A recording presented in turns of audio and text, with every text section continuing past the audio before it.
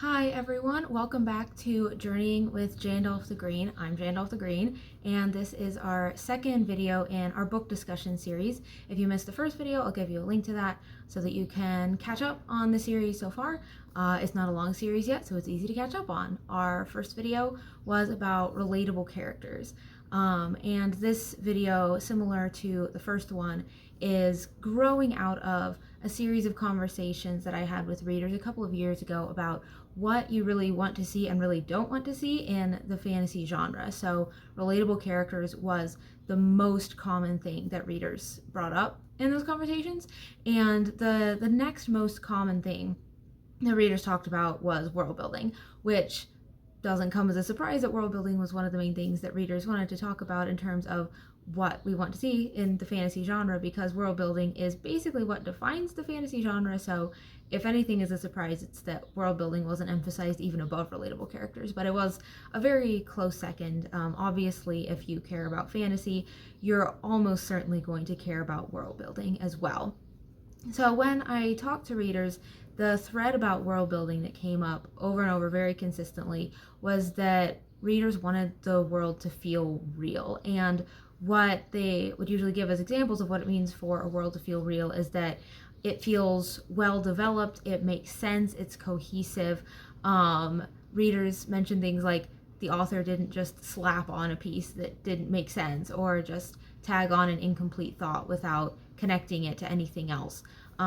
Readers felt really frustrated when the rules of the world were not explained well, and they felt like they were thrown into this situation where they weren't sure how things worked, and it didn't seem to make a lot of sense how things worked. So I think they felt disoriented and thrown out of the story, and it hurt the believability. It hurt the sense that they're really having an adventure in a world that is just as real as ours. And they were frustrated when the world building just simply didn't make sense. And I thought that was interesting and a good reminder as someone who really can, if a fantasy world has really good aesthetics and vibes, I can give it a pass on not everything completely making sense.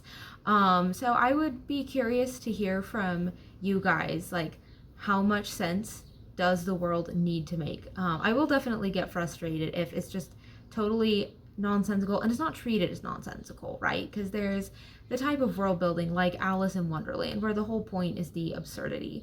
Or if you're reading Grimm's fairy tales, you're not expecting there to be a really logical reason why the stepmother can suddenly like make trees grow for no reason. You know, you're not expecting exactly logical cohesion in some types of stories. So I think it really depends on how the story is set up in terms of what makes sense and the explanations that we're going to be looking for. And I think that's what people were getting at with the rules of the world not being explained well. Like, we should know what to expect. But how much cohesion do you want to see in a fantasy story, and how do you feel about stories where the whole world building concept is not so much logical cohesion as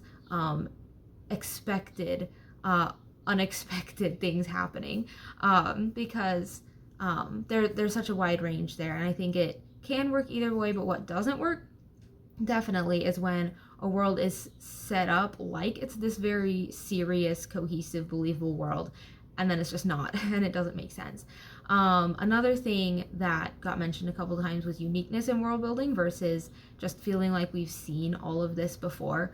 So I would also love to hear from you guys how much you like to see familiar fantasy elements in stories. Because to some degree, I mean, I think we all come to fantasy to see familiar fantasy elements, or we wouldn't like the fantasy genre. But at the same time, it can get very tiring to feel like every fantasy world is exactly the same. So what tropes do you feel are overdone? What would you like to see more of in fantasy worlds that rarely pops up? And what are some good examples of really unique fantasy worlds that don't feel so weird that they're just disorienting and unpleasant, but are very unique and really stand out, whether they also have some familiar elements or not. One thing that came to mind as I was thinking about world building and what fantasy readers really want to see in world building is how our expectations for world building have shifted in the last couple of decades. Now, I've only been reading fantasy for a few years, relatively speaking, but based on videos I've seen and articles I've read and people that I've talked to and everything, it really seems like in the last 20 to 25 years, so like in this century so far, there have been about 3 major waves of influences on world building that have changed how we think about fantasy world building. Because from what I can tell, from what I've observed, what I understand, and what I've heard, in the first few years of the 2000s and before, fantasy world building was expected to have a lot of the mysterious and unexplained, and fantasy worlds were as much about what you didn't know as what you did. Not that that's universal, but there will be a lot of wizards where it's not 100% clear where their power comes from, or the magic comes from magic words that you say, and don't ask too many questions about why those words are magic.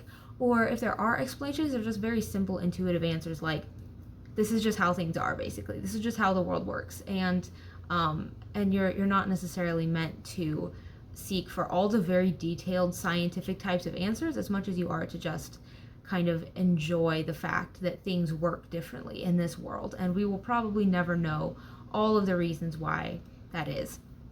Thinking about something like Lord of the Rings, which offers answers for so many things that happen in the world, of all of the worlds that have ever existed. Middle Earth offers maybe more answers, numerically speaking, than any other, and yet there's still Tom Bombadil, right? There's still the men of the woods, the ancient men who didn't make it into the films. There are still pieces of Lord of the Rings that are not explained and probably never will be, and that's fine. And that seems to be kind of a hallmark of that era of world building.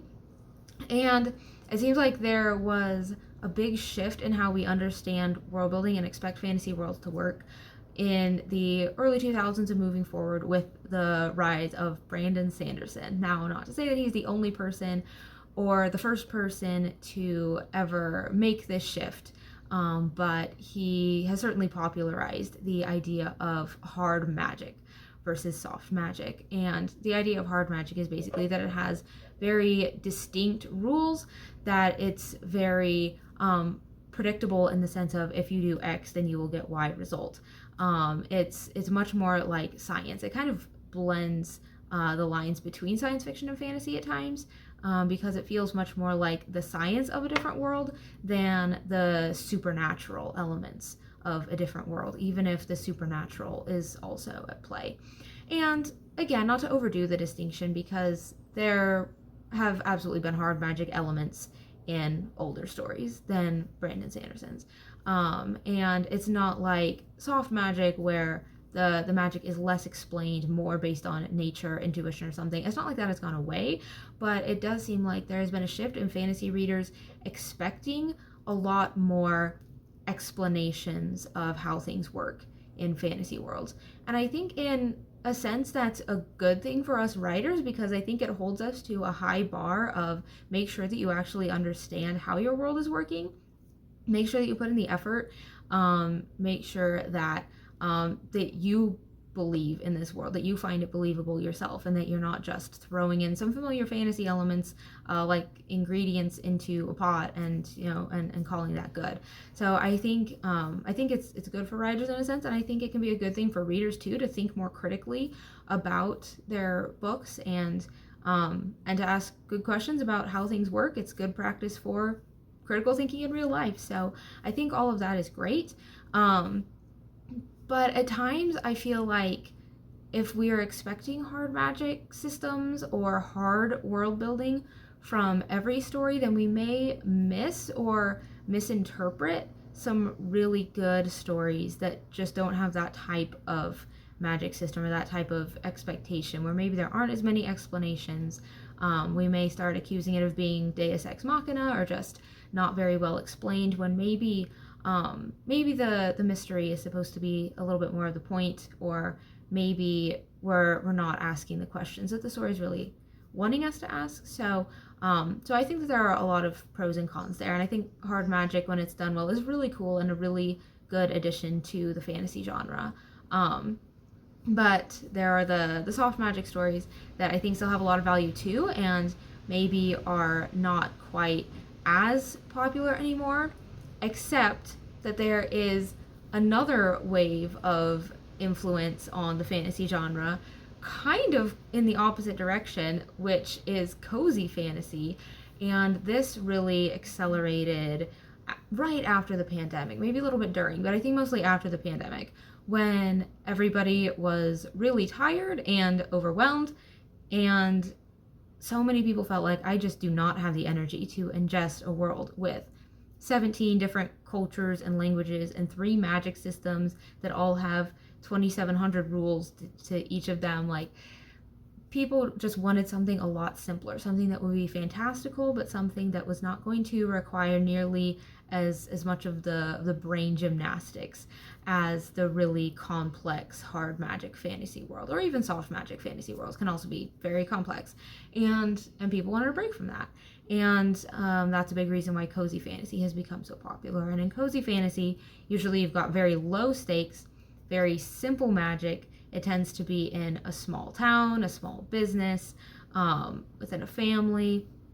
It's very small scale, and I don't see a lot of hard magic cozy fantasy. If there are examples of that, let me know, because that would be interesting. But where hard magic tends to lend itself to the very big complex worlds, cozy fantasy tends to lend itself more to the simple, intuitive, natural magic without a lot of explanations, because nobody comes to cozy fantasy for a science class. People come to cozy fantasy to escape and relax and take a deep breath and have a good time. So that's the second wave of major influence on the fantasy genre. And then the third wave, which you could argue that this started before cozy fantasy. It seems to have really taken off just in the last 2 to 3 years or so. But you could argue about whether this was before or after cozy fantasy. But the third major influence is romantasy, which you probably either love it or hate it. I may do another whole video about romance in the fantasy genre, so let me know if you're interested in that. But I won't get into that in this video. But what I think is interesting about the rise of romantasy, which is fantasy, but the main focus is the romance plot. What I think is interesting about how that affects world building is that in romantasy stories, the world building is not the main show. Again, in typical fantasy, we're largely coming for the world building, because if you don't really care about the fantasy world building, like, why are you not reading some other genre? But romantasy kind of is some other genre. It's basically romance, but it's also fantasy. And what romantasy tends to have is a lot of trappings of the fantasy genre, but not necessarily a lot of, well, let's just say a lot of romantasy books have been accused of not having the most cohesive or unique world building that could be offered. I have not read a large amount of romantasy books, but from what I hear, there's a lot of complaints about romantasy books not having the greatest fantasy world building, which is somewhat understandable given the fact that it is really 2 genres mashed together, and it seems like the genre that tends to get the principal attention is the romance and not the fantasy that goes along with it. The fantasy is more like the outfit that the romance wears than anything else. So I think that will continue to have an interesting effect on the fantasy genre and on world building expectations. And there are some other genre mashups that can do a similar thing, like science fantasy or mystery fantasy, where it's 2 genres at once, and so the fantasy is really only half the story, and so the world building is probably going to be more along the lines of aesthetics than it is deep development of fantasy cultures and races and languages and magic systems and everything.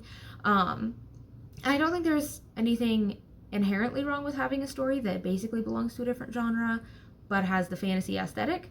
But fantasy fans may be pretty frustrated with that if that's not what they came in expecting.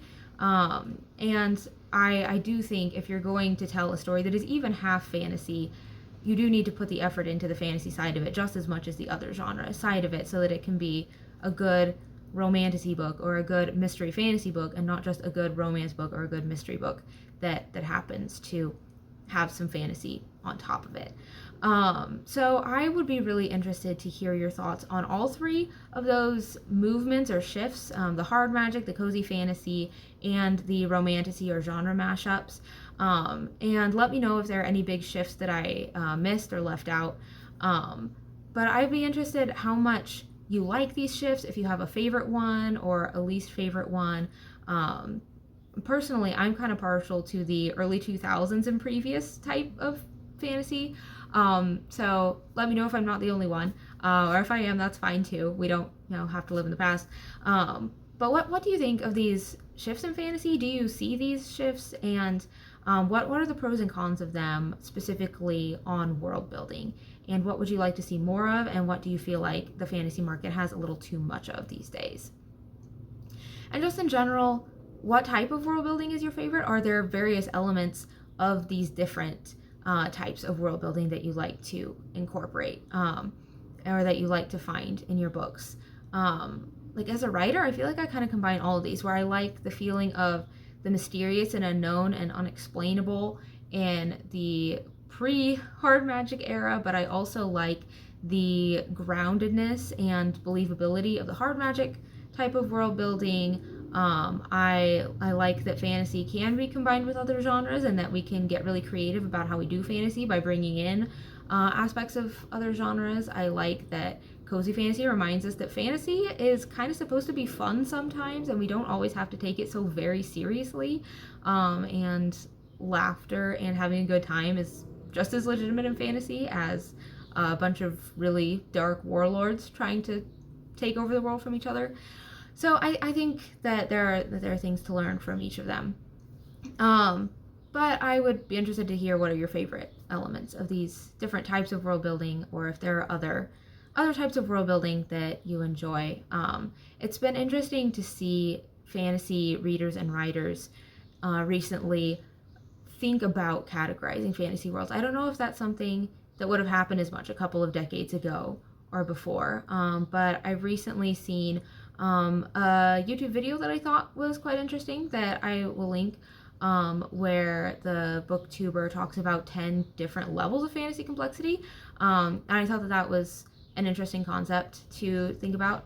And also author H.L. Burke recently posted kind of a matrix of world building possibilities, or a spectrum that was kind of interesting. So I'll try to find that and link that for you, and let me know what you think of those ways of categorizing fantasy worlds, if those make sense to you.